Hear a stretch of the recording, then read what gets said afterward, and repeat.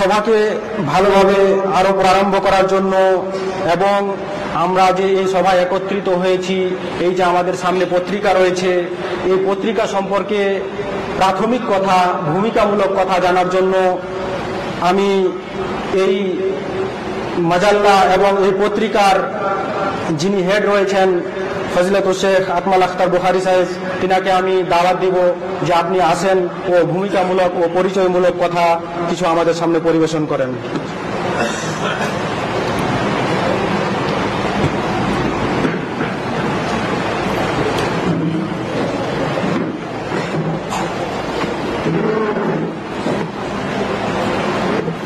আসসালামু আলাইকুম ওয়া রাহমাতুল্লাহি ওয়া বারাকাতুহু। আলহামদুলিল্লাহ والصلاة والسلام على رسول الله وعلى آله وصحبه أجمعين أما بعد فأعوذ بالله من الشيطان الرجيم بسم الله الرحمن الرحيم قال الله تبارك وتعالى اقرأ باسم ربك الذي خلق خلق الإنسان من علق اقرأ وربك الأكرم الذي علم بالقلم سورة علق. وقال الشاعر हाकिम वक्त ने सच की मुझे कीमत दी है, हाकिम वक्त ने सच की मुझे कीमत दी है, उंगलियां काट के लिखने की इजाजत दी है। समस्त प्रशंसा से মহান আল্লাহ রব্বুল আলামিনের জন্য, যার অশেষ দয়ায় তৌফিকে আমরা এই সৌতুল মিসবাহি নামক প্রোগ্রামটি অনুষ্ঠিত করতে পেরেছি। তাই আমরা বলবো আলহামদুলিল্লাহ। দরুদ এবং শান্তির ধারা বিবর্ষিত হোক ইসলাম ধর্মের বার্তা বাহক মুহাম্মদ সাল্লাল্লাহু আলাইহি সাল্লামের উপর। আল্লাহুম্মা সাল্লি আলা আল্লাহুম্মা বারিক আলাইহি। জামিয়া মিসবাহুল উলুমের বাইতুল ইকরা লাইব্রেরির মাননীয় সেক্রেটারি মহাশয় এবং অন্যান্য শিক্ষকগণ, আজকে আমি আপনাদের সম্মুখে জামিয়া মিসবাহুল উলুমের পক্ষ থেকে জামিয়া মিসবাহুল উলুমের সর্বপ্রথম লেখা দেওয়ালিকা পত্রিকার সূচনায় দেওয়াল পত্রিকা কি এই বিষয়ে কিছু কথা আলোচনা করতে চাই বা এর পরিচয় দিতে চাই। সর্বপ্রথম নাম দিয়ে শুরু করি। দেওয়াল পত্রিকা, এটাকে বাংলা ভাষায় বলা হয় দেওয়ালিকা, দেওয়ালিকা বা দেওয়াল পত্রিকা, আর আরবিতে বলা হয় হায়াতিয়া অথবা জিদারিয়া, আর ইংরেজিতে বলা হয় ওয়াল ম্যাগাজিন।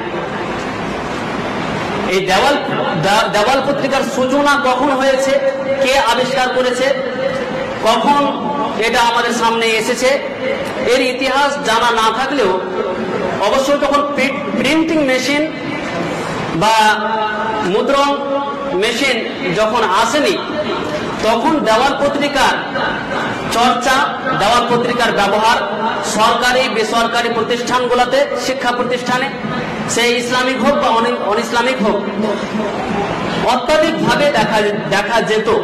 এমনকি এখনো, এই বর্তমান সময়ের কথা বলছি, এখনো পর্যন্ত এমন অনেক ইসলামিক অন ইসলামিক শিক্ষা প্রতিষ্ঠান রয়েছে, সরকারি বেসরকারি শিক্ষা প্রতিষ্ঠান রয়েছে, যেগুলোতে এই দেওয়াল পত্রিকা বা হাতে লেখা পত্রিকার ব্যবহার হয়ে থাকে।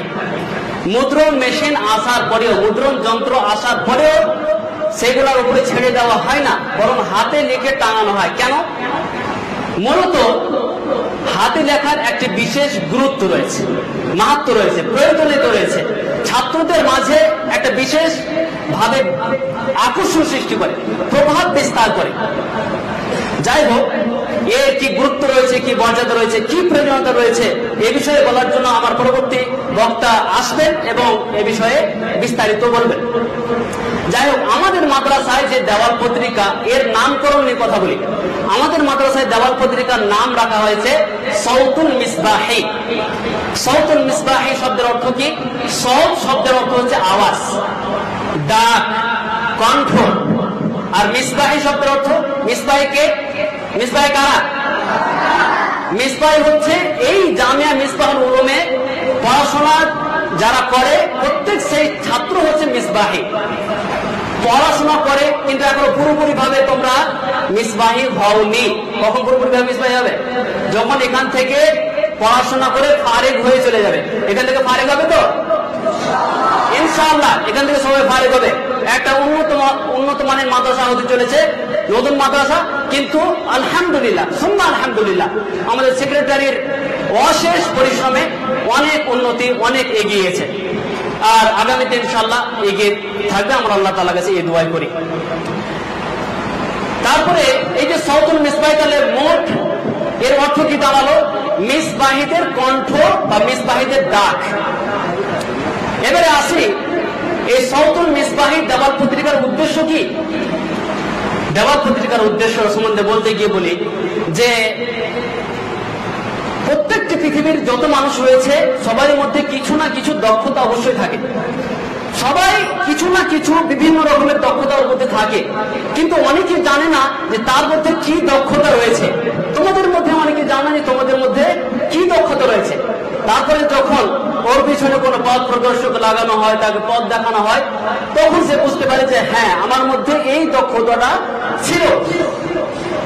এই দেওয়াল পত্রিকার মাধ্যমে তোমাদের মনের মধ্যে থাকা, মন মস্তিষ্কে বিরাজ করা, তোমাদের শরীরের রন্ধ্রে রন্ধ্রে বিরাজ করা যে প্রতিভা, যে দক্ষতা লুকিয়ে রয়েছে, সেগুলাকে দেওয়াল পত্রিকার মাধ্যমে প্রকাশ করা, সামনে নিয়ে আসা। কেননা দক্ষতা মনের মধ্যে থাকতে থাকতে সেটাকে যখন প্রকাশ না করা হয় বা পথ দেখানো না হয়, মনের মধ্যে সেটা ধ্বংস হয়ে যায়। যখন চর্চা না করা হয়, প্রকাশ না করা হয়, ওটা আস্তে আস্তে মনের মধ্যেই শেষ হয়ে যায়। তাই এই যে দেওয়াল পত্রিকা বই লেখালেখি বিশেষ উদ্দেশ্য হচ্ছে যাতে করে তোমরা আগামীতে বই লেখালেখি করতে পারো, শিল্পী হতে পারো, গজল কবিতা লিখতে পারো। বিশেষভাবে আল্লাহ তাআলার পথে দাওয়াত দেওয়ার জন্য, সমাজকে গড়ে তুলতে, সমাজের মনের মধ্যে মনোবল তৈরি করতে। এছাড়াও জালেম, জুলুম, অত্যাচারের প্রত্যুত্তরে বই টই ইত্যাদি লিখতে পারো, লিখিতভাবে মানুষের কাছে দাওয়াত পৌঁছে দিতে পারো। সেই উদ্দেশ্যেই এই দেওয়াল পত্রিকার সূচনা। বরং বলে দিতে পারে বই লেখালেখির ফার্স্ট স্টেজ হচ্ছে দেওয়াল পত্রিকা। এই তোমরা হয়তো লাইব্রেরি গিয়েছো, অনেকে লাইব্রেরি গিয়েছো, অনেক রকমের বই দেখো। আচ্ছা, তোমরা কি কখনো ভেবেছো যে এই লেখকরা এত সুন্দর সুন্দর বই কিভাবে লিখেছেন? কিংবা তুমি কি কখনো ভেবেছো যে আমাকে এই ধরনের কিছু বই লিখতে হবে?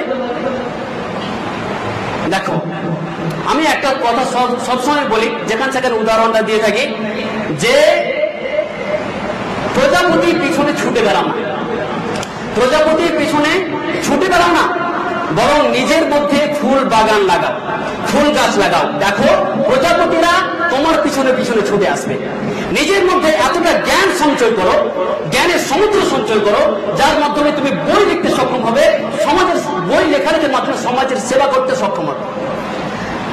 যাই হোক, এই দেওয়াল পত্রিকার মুশরিফ হিসেবে থাকছেন, দেওয়াল পত্রিকা আমাদের কিসমুস সাহাফা জামিয়া মিসবাহুল উলুমের পক্ষ থেকে এটা বার হবে, এবং এর মেইন দায়িত্বে আমি থাকবো। আমি আকবর আখতার বুখারী, আর আমার অধীনে, আমার দায়িত্বে এটা বার হবে।